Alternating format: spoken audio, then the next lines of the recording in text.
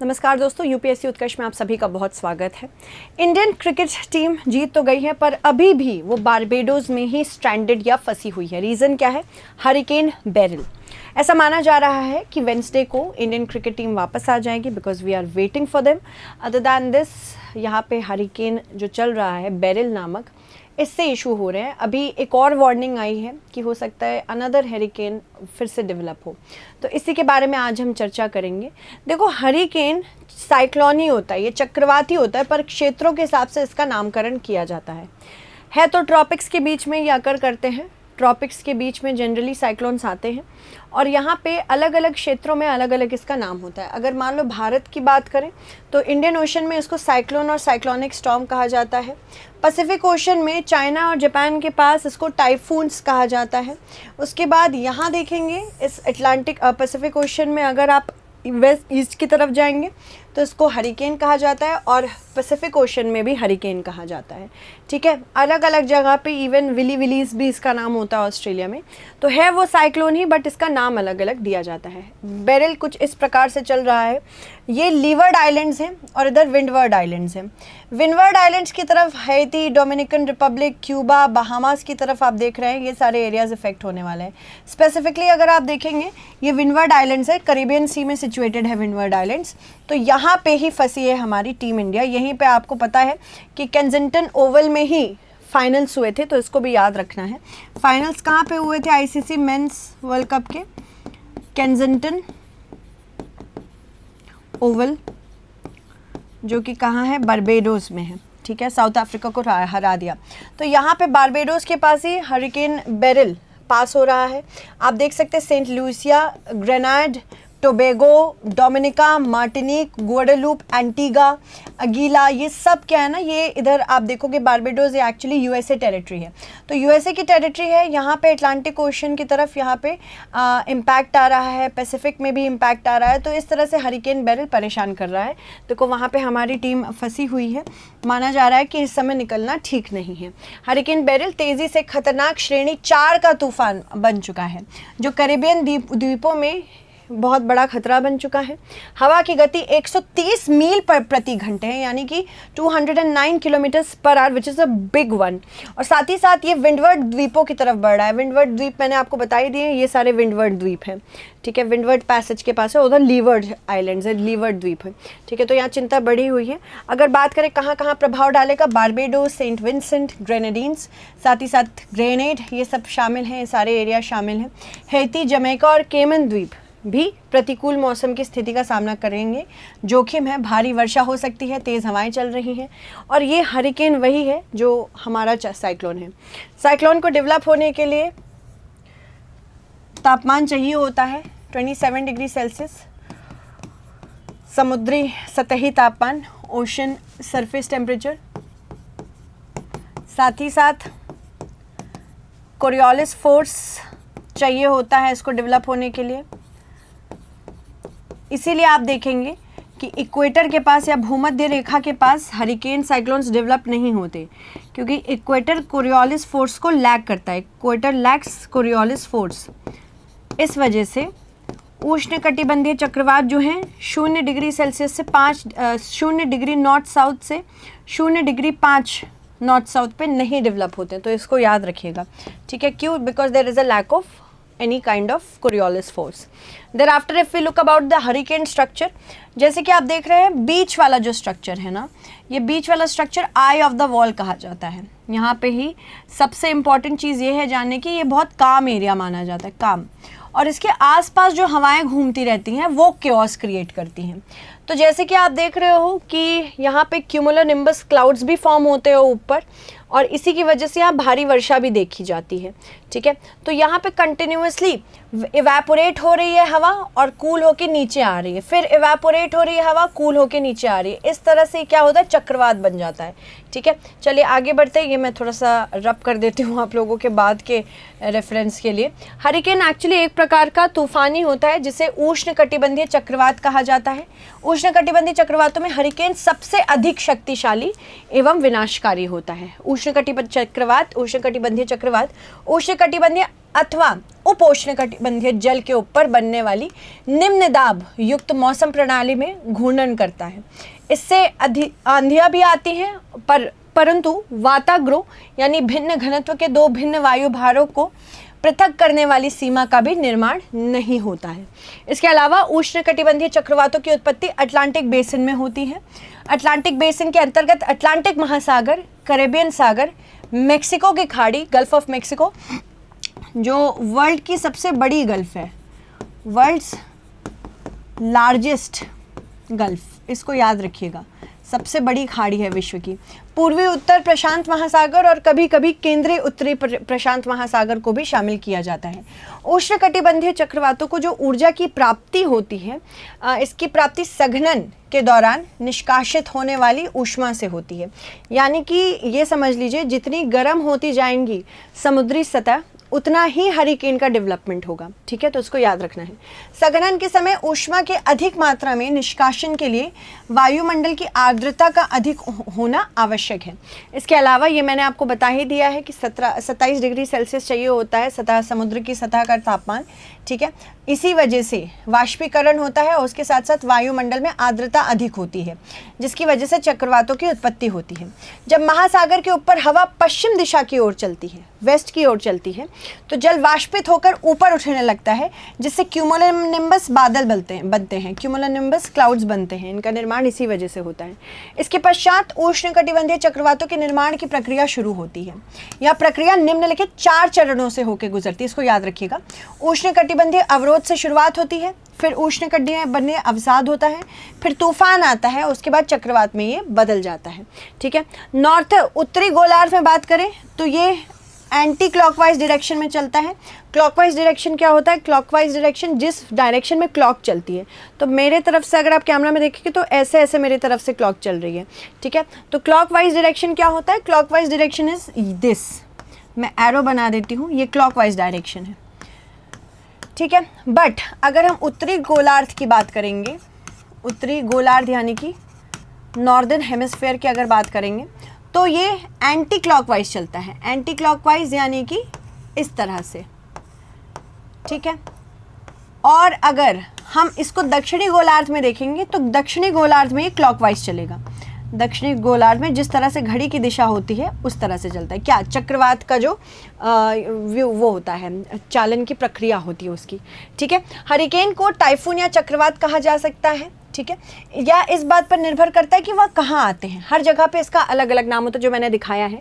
हिंद महासागरों में इन्हें चक्रवात कहते हैं, चीन सागर में टाइफून कहते हैं, जापान सागर में भी टाइफून कहते हैं, पश्चिमी ऑस्ट्रेलिया में विली विली भी कहते हैं, और कैरेबियन सागर में इसे हरिकेन कहते हैं। वो मैंने आपको दिखाई दिया है। हरिकेन के दौरान लोग अपनी सुरक्षा कैसे करते हैं? जितना अंदर हो सके उतना अंदर रहने की कोशिश करें। प्राधिकारियों ने संवेदनशील क्षेत्रों के लिए जो निकासी आदेश जारी किए हैं तथा निवासियों से निर्धारित सुरक्षित स्थानों पर आश्रय लेने का आग्रह किया है कि अगर आप ऐसी जगह पे हैं जहां से हरिकेन पास होने वाला है तो यहाँ पे रिक्वेस्ट की जाती है कि आप जाके कहीं और भी बच सकते हैं कुछ समय के लिए।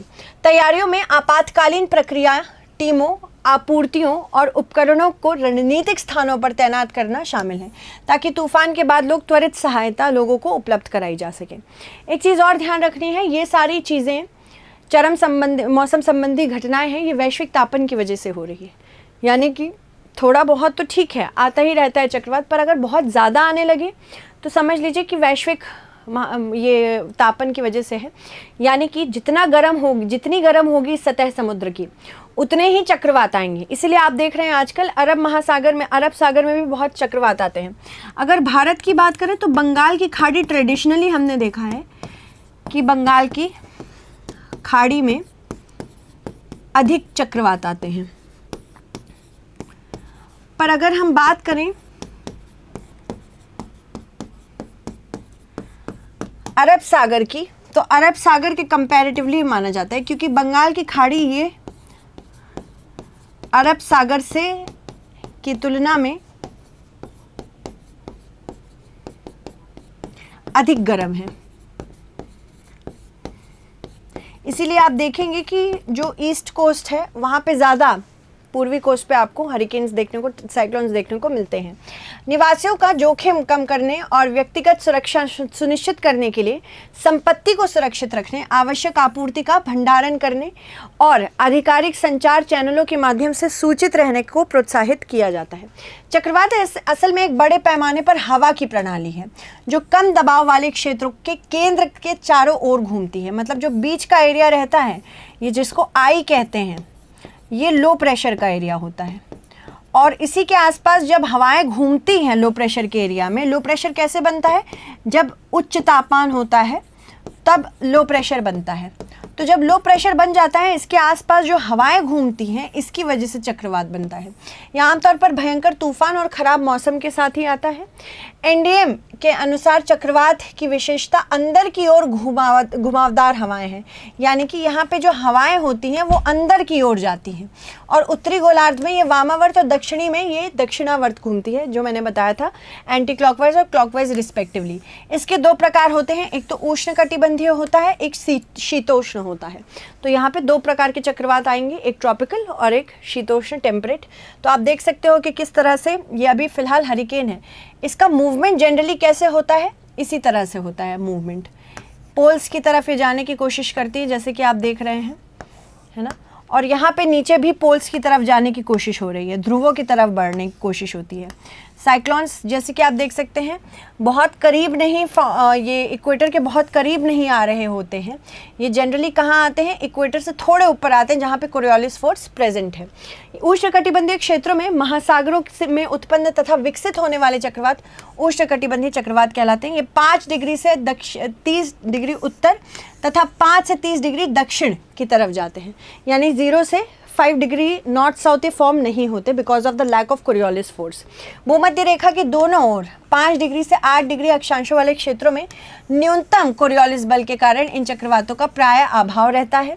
उष्णकटिबंधीय चक्रवात अत्यधिक विनाशकारी वायुमंडलीय तूफान होते हैं। मान लो अगर कोरियोलिस फोर्स होता तब और विनाशकारी होते, क्योंकि कोरियोलिस फोर्स का इम्पॉर्टेंट है रहना, नहीं तो गर्मी ज़्यादा इक्वेटर के पास ही रहती है, राइट।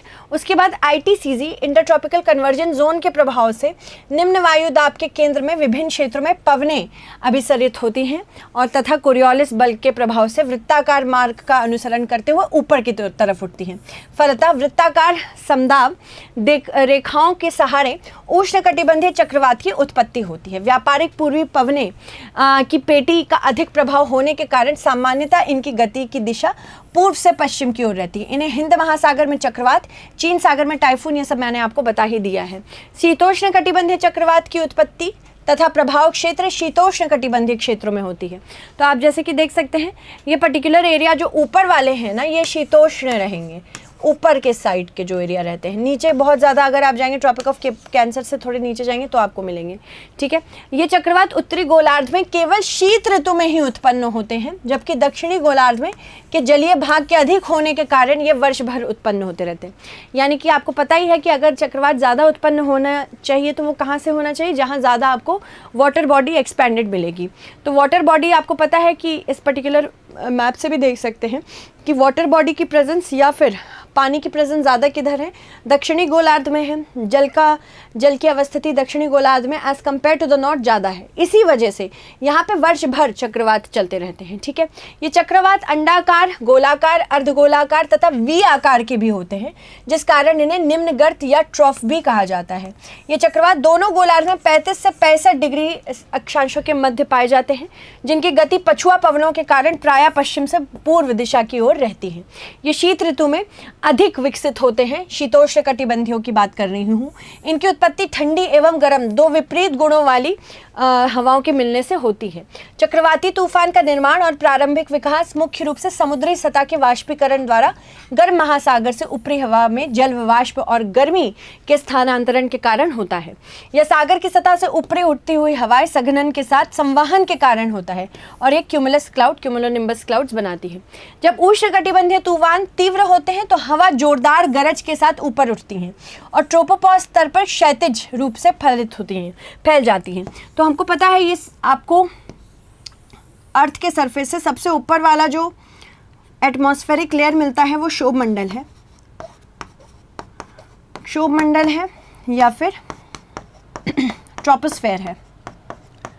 और हमको पता है सारी मौसम संबंधी घटनाएं कहाँ होती है, क्षोभ मंडल में होती है, क्योंकि हवाएं या ये माना जाता है कि क्षोभ मंडल को पृथ्वी ने खुद ही बनाया है संवहन धाराओं की वजह से, वाष्पीकरण की वजह से।